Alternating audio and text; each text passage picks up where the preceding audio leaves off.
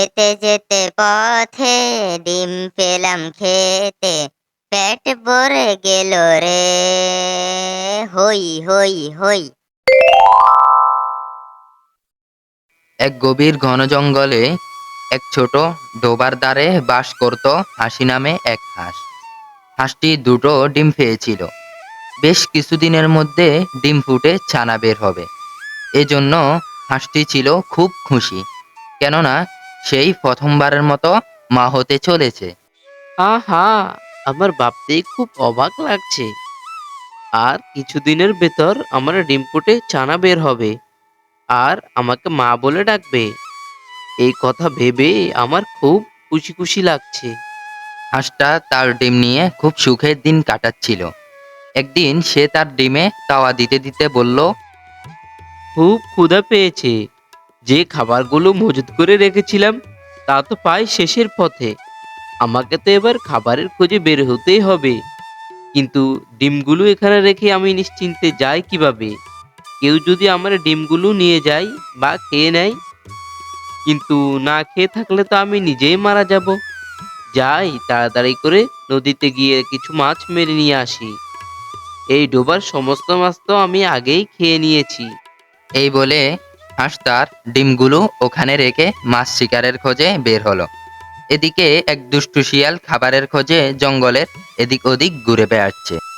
ক্ষুধার জ্বালায় আমার পেটের ভিতর সাইলেন্ট বাজছে, আর যে হাঁটতেও পারছি না। ওই ফাজি চিলের জ্বালায় কোথাও গিয়ে কিছু শান্তিতে শিকারও করতে পারি না। কিছু শিকার করলে দুষ্টু চিল এসে আমার খাবারে বাঘ বসায়। এই বলে শিয়াল হাঁটতে হাঁটতে হাসির বাইরের ডোবার ওখানে চলে আসে। ওই তো সামনে একটা ডোবা দেখা যাচ্ছে। যাই এখনকার মতো একটু পানি খেয়ে ক্ষুধাটা অন্তত মিটায়। এই বলে শিয়াল ডোবার দিকে এগোতে থাকলো। আর সেখানে গিয়ে দেখলো এক জোফের আড়ালে দুটো ডিম। ডিমগুলো দেখে শিয়ালের ক্ষুধা যেন দ্বিগুণ হয়ে গেল। আরে বাহ, এ তো দেখছি মেঘনা চাইতে বৃষ্টি। যাই ডিমের মালিক এখানে আসার আগে এগুলো খেয়ে আমি আমার ক্ষুধাটা মিটাই। হা হা হা হা হা। এই বলে শিয়াল বাসাটার কাছে এগিয়ে যায় আর ডিমগুলো খেয়ে নেয়। আহ, ডিম যে খেতে কি স্বাদ!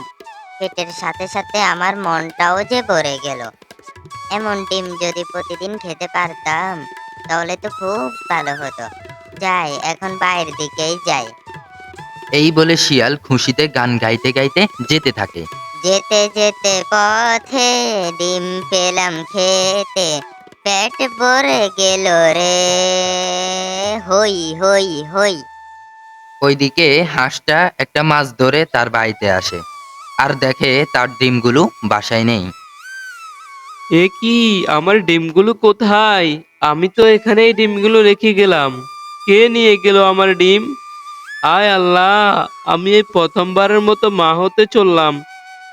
আর কিছুদিনের মধ্যে আমার ডিম ফুটে ছানা বের হতো। কে আমার এত বড় সর্বনাশ করলো? কে করলো? হাসি তার ডিমগুলো হারিয়ে অনেক কাঁদতে থাকে। অন্যদিকে শিয়াল তার গুহায় বসে বসে বলে, আহ, ডিম দুটো খেয়ে খুব মজা পেয়েছি। এখন একটা জম্বেশ ঘুম দি।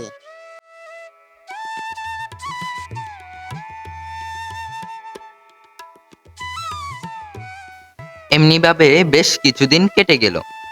হাসি আবার দুটো ডিম দিল, কিন্তু সে আগের মতো এবার ডোবার পাশে না বানিয়ে বরং সে ডোবার মাঝখানে বাসা বানায় আর সেখানেই ডিম দেয়। কারণ আগের মতো যেন তার ডিম কেউ খেয়ে যেতে না পারে।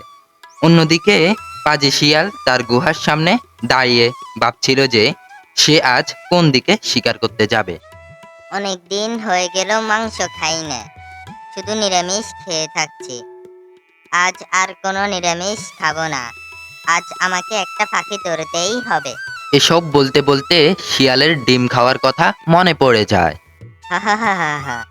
আজ বরং ওই ডোবার দিকে যাই।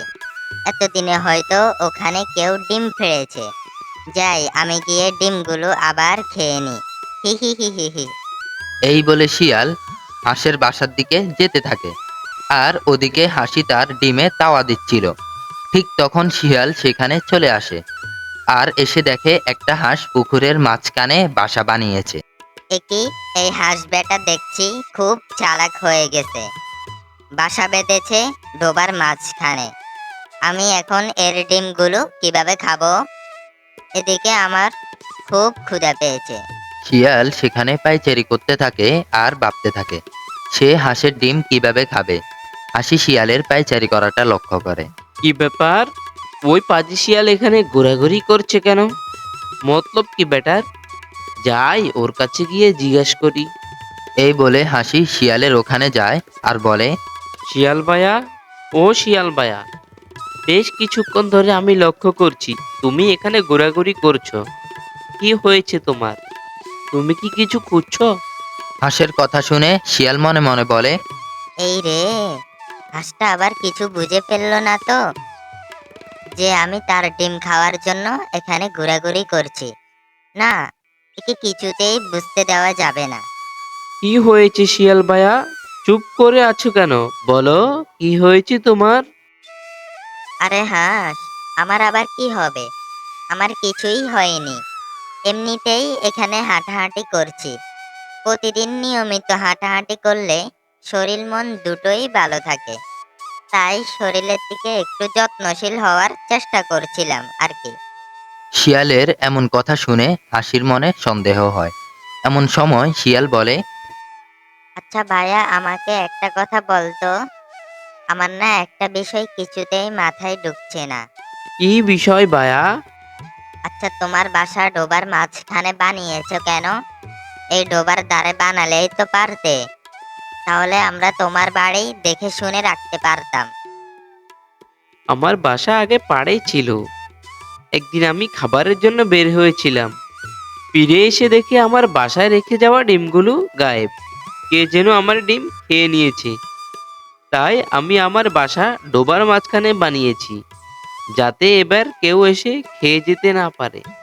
হাঁসের এমন কথা শুনে শিয়াল মনে মনে বলে, হুম হুম হুম। তাহলে হাঁস বুঝতে পারেনি যে আমি তার ডিম খেয়েছিলাম। আচ্ছা ভাইয়া, তুমি থাকো, আমি খাবারের সন্ধানে গেলাম। আচ্ছা ঠিক আছে, যাও। এরপর হাসি খাবারের সন্ধানে যায়। এদিকে শিয়াল ভাবতে থাকে কিভাবে সে ডিমগুলো খাবে।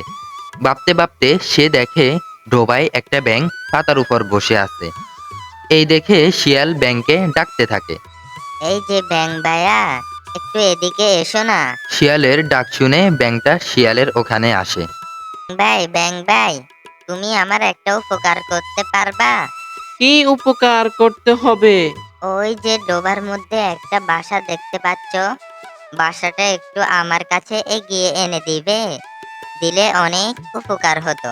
ঠিক আছে শিয়াল ভাইয়া, আমি এক্ষুনি তোমার কাছে বাসাটা এনে দিচ্ছি। এই বলে ব্যাঙ হাসির বাসা আনতে চলে যায় আর মুখে করে ঠেলে শিয়ালের কাছে এনে দেয়। বাসায় এনে দিতে শিয়াল ডিম দুটো খেয়ে সেখান থেকে দ্রুত চলে যায়। ব্যাঙ বুঝতে পারে না যে শিয়াল কেন এত তাড়াতাড়ি সেখান থেকে চলে গেল। বেশ কিছু সময় পর হাসি সেখানে চলে আসে আর এসে দেখে তার বাসা ডোবার দ্বারে ডিম শূন্য অবস্থায় পড়ে আছে আর সেখানে ফাঁসে রয়েছে ব্যাঙ। এ দেখে হাসি ব্যাঙের ওখানে যায় আর দেখে ডিম তো তার বাসায় নেই। তখন সে কাঁদতে থাকে। এ কি, আমার বাসা এখানে কিভাবে আসছে? আর আমার ডিমগুলো কোথায়? এবারও আমি আমার ডিমগুলো বাঁচাতে পারলাম না। হাসির কান্না দেখে ব্যাঙ বলে, হাসি, আমাকে ক্ষমা করে দাও। ওই দুষ্ট পাজি শিয়াল তোমার ডিম খেয়ে গেছে। ব্যাঙ হাসিকে সমস্ত ঘটনা খুলে বলে। এসব শুনে হাঁস একটা ফন্দি আঁটে। বেশ কিছুদিন পর হাসি আবারও ডিম পাড়ে। হাসি ডোবার মাঝখানে তার বাসাটা বাঁধে আর লতা পাতা দিয়ে তার বাসা পর্যন্ত একটা রাস্তার মতো করে দিয়ে রাখে, যেন শিয়াল এবার তার ডিম খেতে এসে ডোবার মধ্যে ডুবে মারা যায়। কিছু সময় পর দুষ্টু শিয়াল সেখানে এসে হাজির হয়। শিয়াল এসে দেখে হাঁস এবারও তার বাসায় বসে আছে আর এবার সে ডোবার মাঝখানে না, শুকনো জায়গায় তার বাসা বেঁধেছে। শিয়াল হাঁসের ফন্দি বুঝতে পারে না।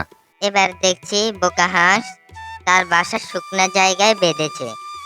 যাই, আজ হাসির ডিমের সাথে ওকেও চিবিয়ে খাবো। এই বলে শিয়াল সামনের দিকে এগোতে থাকে। শিয়াল কিছু দূর এগোতেই শিয়ালের ভারে ডোবার উপর রাখা পাতাগুলো সরে যায় আর শিয়াল পানিতে পড়ে যায়।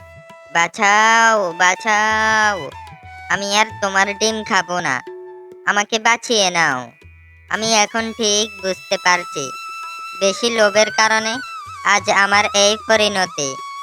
ও হাঁস ভাইয়া, শিয়াল, তুমি আমাকে চেঁচাও বাঁচিয়ে নাও। চেঁচাও, কেউ তোমাকে বাঁচাতে আসবে না। এটা আমার ডিম খেয়ে নেওয়ার শাস্তি।